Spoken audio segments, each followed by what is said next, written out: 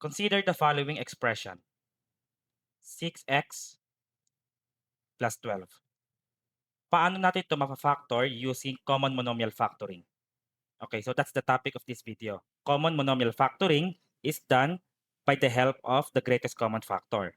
So para ma-factor natin to, kailangan natin ilabas or i-take out yung GCF ng dalawang terms. Itong 6x saka 12. That's the question. Ano ang GCF ng 6x and 12?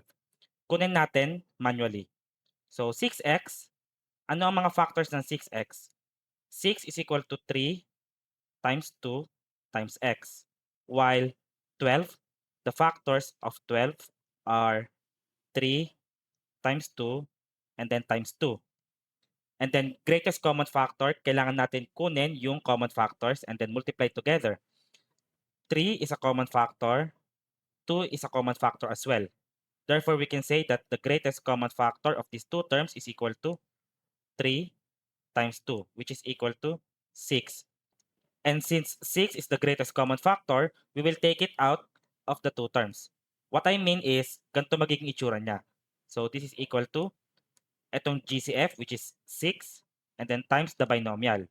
Ngayon, marireduce to kasi mag-divide tayo. 6x divided by 6 is x, while 12 divided by 6 is positive 2. So plus 2. This is now the factored form using common monomial factoring. Bali yung GCF natin dito na 6, siya yung common monomial factor ng 6x and 12.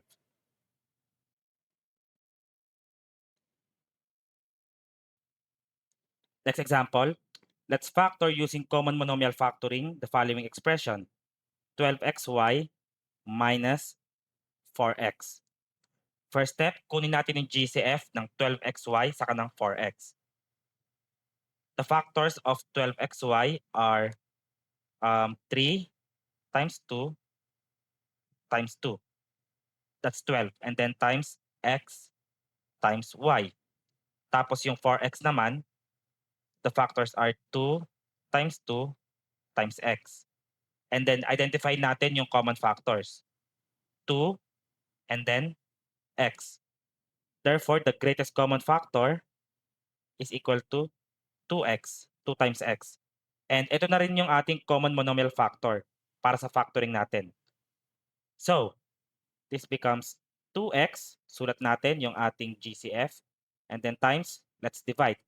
12xy divided by 2x, so 12xy divided by 2x, cancel out yung x. And 12 divided by 2 is 6. So 6 and then y, 6y.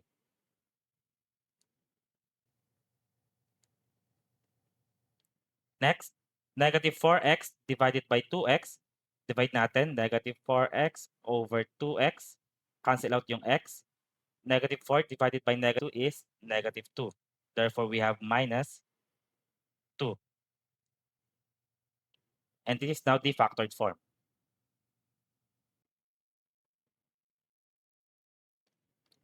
Next, let's factor the following expression. 15x squared y plus, say, 20xy squared. Hanapin natin yung GCF. The factors for 15x squared y are 3 times 5 is 15, and then times x squared, so x times x, and then times y.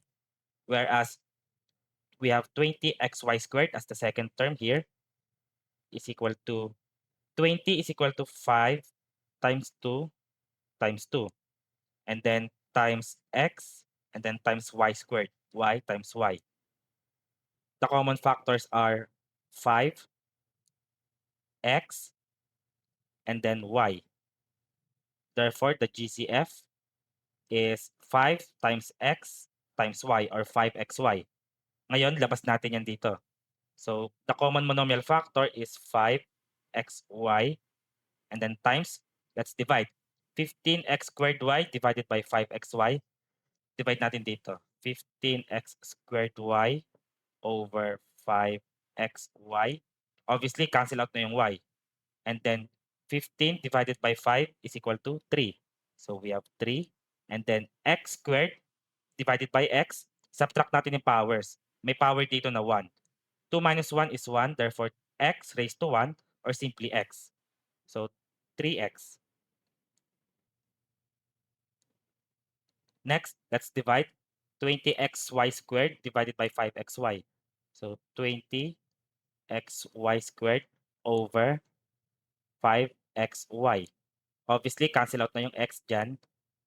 20 divided by 5 is 4. While y squared over y, may 1 ulit dito. So that's y raised to 2 minus 1 or 4y raised to 1 or simply 4y.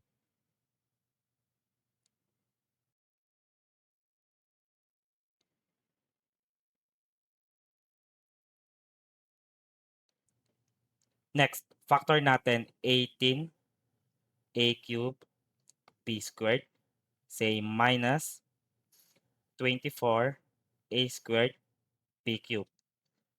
Kunin natin yung factors ng bawat terms. Una, we have 18a cubed b squared. The factored form is 3 times 3 times 2. That's 18. And then times a cubed, so a times a times a. And then times b squared, b times b. And then we have 24 a squared b cubed.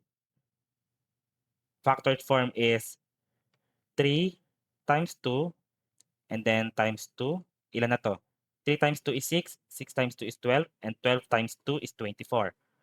Times a squared, so a times a, tapos b cubed. b times b times b. The common factors are 3, and then 2.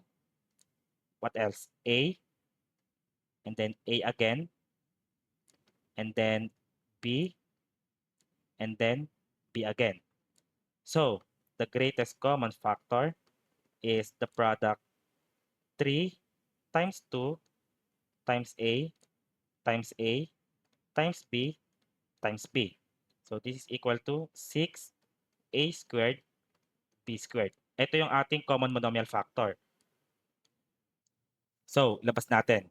6A squared B squared. Tapos mag-divide tayo. So, parahin ko lang to.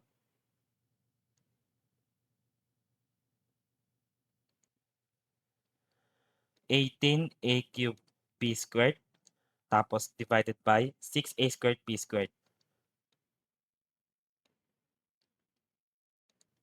18 divided by 6 is 3. A cubed over a squared is a raised to 3 minus 2 or simply a raised to 1. And then b squared, cancel yan. Therefore, we have 3a here.